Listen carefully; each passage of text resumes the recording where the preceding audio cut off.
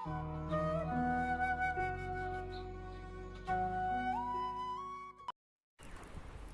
नमस्ते my dear beautiful souls. Shiv हम triple T channel पे आप सबका बहुत बहुत वेलकम। फ्रेंड्स, आज का हमारा टॉपिक है आत्मा के गुण, वर्च्यूज ऑफ सोल। अब तक हम सब ने सीख ही लिया है कि सोल की जो रीबर्थिंग होती है उसके पीछे कोई ना कोई रीज़न होता है। कर्मा बैलेंस करना, सर्विस देना, या किसी एक पर्टिकुलर जो वर्च्यू होता है उसमें मास्टरी हासिल करना, मतलब ऐसा समझ लीजिए PhD हासिल करना। वो कौन कौन से गुण हैं जिसको सीखने के लिए आत्मा इस धरती पे जन्म लेना चाहती है बार बार। वो जितने भी अपने कर्म हैं, बाकी सब अपने एक्शंस रिपे करते हुए साथ ही साथ कोई ना कोई वर्च्यू अपने सोल में इम्प्रिंट करती है। मतलब किसी न किसी गुण को वो इतना ज़्यादा डीपली अपने अंदर इनहेरिट कर लेती है कि वो उसका एक संस्कार बन जाता है for upcoming next births lifes के लिए। राइट। समटाइम्स होता है कि हम एक ये गुण भी जो होते हैं ना फ्रेंड्स, इन माय एक्सपीरियंस इनका भी लेवल होता है। जैसे अगर आपको दया ही सीखनी है या क्षमा ही सीखनी है, तो ऐसा नहीं कि इसने आपको 5 बार अब्यूज़ कर दिया, 5 बार कुछ बोल दिया, आपने क्षमा कर दिया। नहीं, अगर आपको क्षमा में मास्टरी करनी है इस बर्थ पे, या कुछ बड़ा करना है ऐसा, जैसे तो आपको जीसस टाइप फॉरगिवनेस करनी होगी कि जब उन्हें क्रूसीफाई किया गया तो वो बोल रहे थे भगवान इन्हें क्षमा करना है, इन्हें नहीं पता।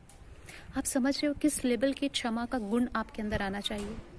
तो हर एक आत्मा का ये, जब वो आफ्टर डेथ जब वो अपनी प्रीव्यू करती है तो उसे समझ में आता है कि मुझे किस लेवल तक ये गुण मुझे एब्जॉर्ब करना है। और फ्रेंड, आप कैसे पहचानेंगे कि आप कौन सा गुण सीखने आए हैं इस लाइफ में? तो अपने चारों तरफ देखिए, अपने पास जितने भी आपने ईयर्स स्पेंड किए हैं अभी इस 3D प्लान में, 3D अर्थ पे, उसमें देखिए ऐसा क्या है जो आपको बार बार ट्रिगर करता है, आप उससे ओवरकम होते हो, फिर वैसी ही स्टेज आती है बट एक एडवांस रूप में आती है। राइट। चलिए मैं एक एग्जांपल लेती हूँ, क्षमा का ही लेती हूँ। सपोज A और B 2 पर्सन हैं। B A को कंटिन्यूसली सिंस चाइल्डहुड या फिर यंग एज में या फिर आफ्टर मैरिज, जो भी सिचुएशन रही हो, वो उसको ट्रिगर करना स्टार्ट करता है, टॉर्चर करना स्टार्ट करता है। पहले वो उसको इमोशनल टॉर्चर कर सकता है, धीरे धीरे A को समझ में आएगा yes I am getting emotionally tortured, तो भी बोलेगा कि चलो जाने दो, इसका अपना संस्कार है, इट्स ओके। फिर जब उसने उसको वहाँ तक फॉरगिव कर दिया, अब उसके इमोशनल टॉर्चर का, ट्रिगरिंग का उस पर इफेक्ट नहीं होता, तो वो मेंटल करेगा। फिर वो मेंटल से थोड़ा सा ओवरकम करेगा कि इट्स ओके, वहाँ पे भी उसने उसको फॉरगिव कर दिया। फिर हो सकता है उसको फिजिकली करे, फिनेंशियली करे।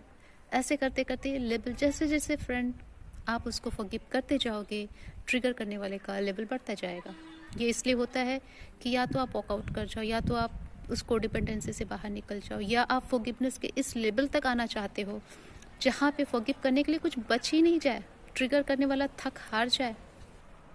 आपके इस पॉइंट को, इस लेवल पे जो आके आपने फॉरगिव किया, जहाँ पे अब सामने जो B पर्सन या A पर्सन आपको परेशान कर रहा था, उसकी कोई भी बात आपको ट्रिगर नहीं करी, नहीं आपको उस पर गुस्सा आ रहा है, अब कुछ फॉरगिव करने के लिए बचा नहीं, दैट इज़ कॉल्ड फॉरगिवनेस। आपने मास्टरी कर ली। तो फ्रेंड्स, ऐसे बहुत सारे गुण हैं आत्मा के जो आत्मा मास्टरी करने आती है। और आप देखिए, आपको दया सीखना है, प्रेम सीखना है, निस्वार्थ प्रेम सीखना है, करुणा सीखना है, श्रद्धा, स्वीकृति, स्वीकार करना, विश्वास करना, बहुत सारे ऐसे गुण हैं फ्रेंड।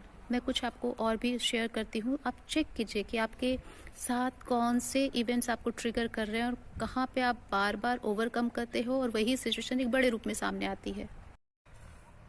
शांति, आनंद, धैर्य, self realisation, self acceptance, self love, सहयोग करना, आत्मशक्ति का अनुभव करना, और भी बहुत सारे फ्रेंड्स। संतुलन, जीवन में संतुलन बनाने का सीखना कि कैसे हमें मैस्कुलाइन फेमिनाइन को बैलेंस करना है, कैसे अपने स्पिरिचुअल एंड मटेरियल लाइफ को बैलेंस करना है। ऐसे बहुत सारे गुण हैं। क्षमा, सहिष्णुता, एक दूसरे के साथ अच्छे से सहयोग दे के एक दूसरे को चलना, उदारता, दूसरे की केयर करना सीखना, जागरूक होना, ये सब बहुत सारे गुण हैं जहाँ पे हमें काम करने होते हैं। एक लाइफ में हमने कुछ सीख लिया, मास्टरी कर ली, मास्टरी नहीं भी की तो ज़रूरी नहीं फ्रेंड हम एक लाइफ में किसी चीज़ को मास्टरी कर लेते हैं। हमें हो सकता है किसी एक पर्टिकुलर गुण को मास्टरी करने में हमें 2-3 लाइफ भी लेनी पड़ सकती है। हम जितना अपने ऊपर काम करते हैं उतना फास्ट हमारी ग्रोथ होती है। और जैसे ही एक गुण हमारे अंदर इम्प्रिंट हो गया, फिर हम नेक्स्ट गुण की तरफ बढ़ते हैं। और ये भी पॉसिबिलिटीज़ है, जो बहुत स्ट्रॉन्ग सोल्स होती है फ्रेंड्स, वो बहुत सारे गुण, बहुत सारे वर्चूज़ एक लाइफ में भी कवर कर लेती है। तो ये अपनी अपनी सोल पावर पे डिपेंड करता है। जैसे अगर हम सोचें सहयोग करना, तो बहुत लोग जो सेल्फ सेंटर्ड होते हैं, सपोज इस लाइफ में बहुत सेल्फ सेंटर्ड रहे, सिर्फ अपने लिए सोचे, किसी की उन्होंने हेल्प नहीं की, अपने पैसे का ज़रूरत से ज़्यादा एक्यूमुलेशन करना, और फिर अपने पैसों को अपने पास ही रख के उनकी डेथ हो गई बिना किसी को सहयोग दिए, किसी को कुछ भी नहीं दिया। तो आफ्टर डेथ रिव्यू के दौरान वो ये तय करते हैं कि इस बार मैं सहयोग करना सीखूंगा, कोऑपरेट करूंगा, लोगों को शेयर करूंगा। अगर किसी को किसी का दर्द अनुभव करने के लिए अनइमोशनल रहा है कोई अपनी लाइफ में पूरे टाइम, तो वो ये सोच सकता है इस बार मैं लोगों का दर्द अनुभव करूंगा, मतलब करुणा, दया सीखूंगा कि कैसे अगर मुझे तकलीफ होती है तो दूसरों को भी होती होगी, तो मैं वैसा सीखूंगा। अगर किसी ने पूरा जीवन लेजीनेस, आलस में बिता दिया और दूसरे पर डिपेंडेंट होके कि दूसरे ही उसके खाने पीने रहने सबकी केयर करते करते चले गए और ये जन्म उन्होंने छोड़ दिया, तो नेक्स्ट लाइफ में वो ये सोच सकते हैं कि मैं जागरूक बनूंगा, मैं आत्मस्वावलंबी बनूंगा, मैं अपना ध्यान खुद रखना सीखूंगा, सेल्फ केयर सीखूंगा। अगर किसी ने पूरा लाइफ अपना कोडिपेंडेंसी में बिता दिया हो, दूसरे के लिए जीना, दूसरों को पीपल प्लीज़ करना, हमेशा दूसरों के लिए ही हर चीज़ों में हाँ हाँ हाँ बोलना, ना नहीं बोलना, भले ही अपनी सोल, अपनी मानसिक शांति खो बैठे, तो वो ये डिसाइड कर सकते हैं कि मैं सेल्फ लव करना सीखूंगा, जहाँ नो बोलना है वहाँ नो बोलना सीखूंगा। राइट, ऐसे बहुत सारे गुण होते हैं फ्रेंड जहाँ पे वो वर्क करती है सोल। जैसे मैंने ब्रायन वेस्ट की बुक में पढ़ी है फ्रेंड कि जो लोग स्वीपर का काम करते हैं, कचरा उठाते हैं, उनमें दो तरह की क्वालिटी हो सकती है। एक तो सर्विस करने, प्योर निस्वार्थ भाव से सर्विस करने आते हैं, जिनका ऐसा कुछ ऐसा कर्मा नहीं होता है कि वो अर्थ की क्लीनिंग करने के लिए या जो भी करने के लिए आते हैं कि नो मैं इस बर्थ में जाके मदर अर्थ की सफाई करूँगा। और एक होता है जिन्होंने अपने बहुत सारे बर्थ मदर अर्थ को डर्टी करने में बिता दिया है, मिसयूज़ किया है, इतना गंदा किया है, चाहे वो फैक्ट्री बैठा के या वाटर को पोल्यूट करके, जैसे भी करके। तो वो एक जन्म लेना चाहते हैं कि इट्स ओके, इस बार मैं जाऊंगा, इस बार मैं कचरा उठाने का काम करूंगा, जितना मैंने कचरा फैलाया है लास्ट के बर्थ में, इस बार मैं कचरा उठाऊंगा।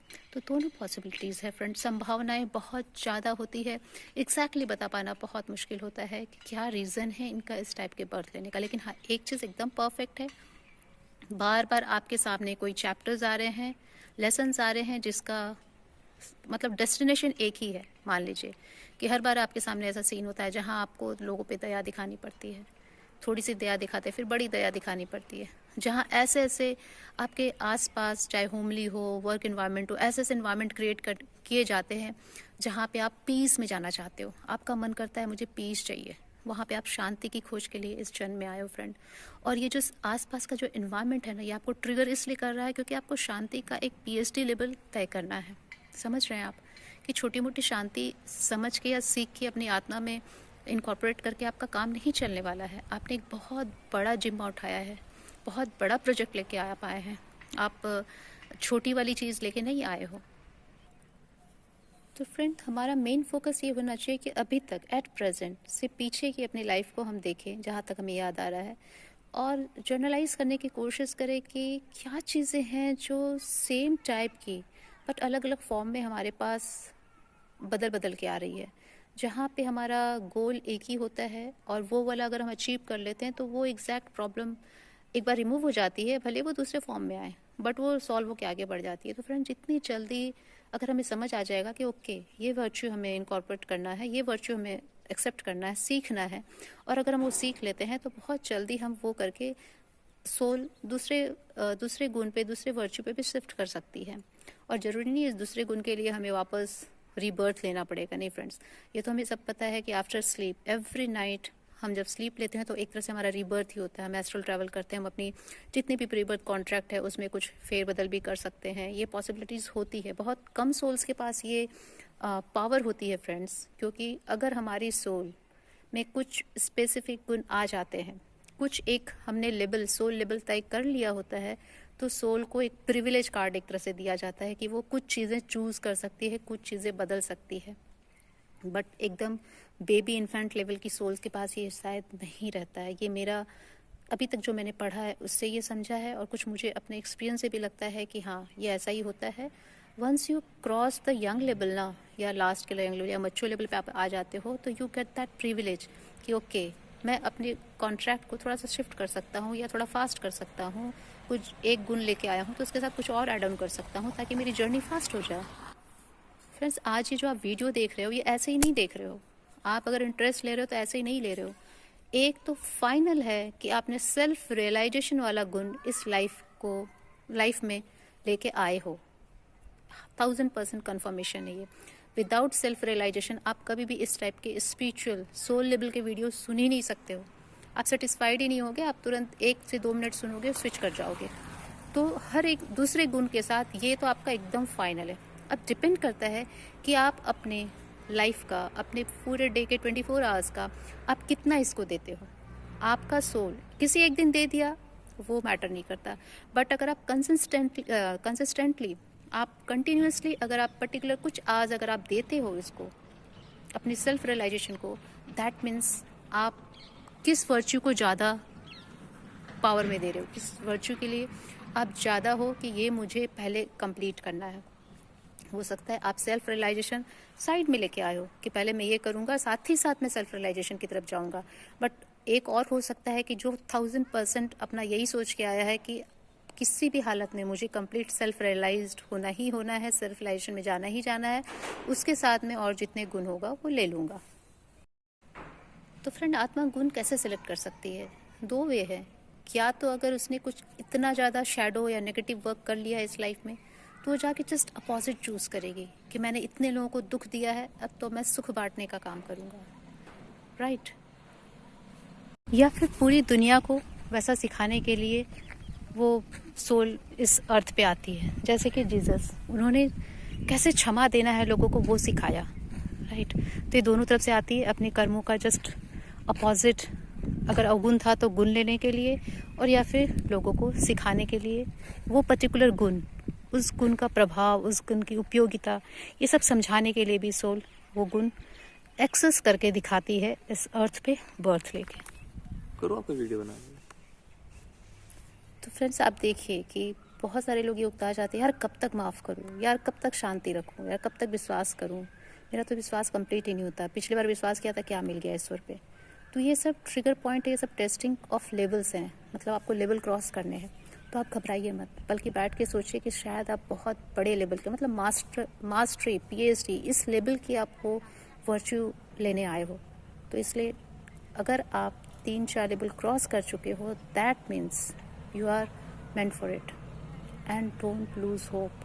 जो भी गुण आपको सीखना है उसको कंटिन्यू कीजिए फ्रेंड्स, एंड मास्टर बनिए, एंड फिर नेक्स्ट गुण पे जाइए। तो ये वीडियो इसीलिए था। आई होप थोड़ी बहुत क्लियरेंस हुई होगी आप लोगों को। तो मिलते हैं फिर नेक्स्ट वीडियो में, तब तक के लिए आत्मा नमस्ते।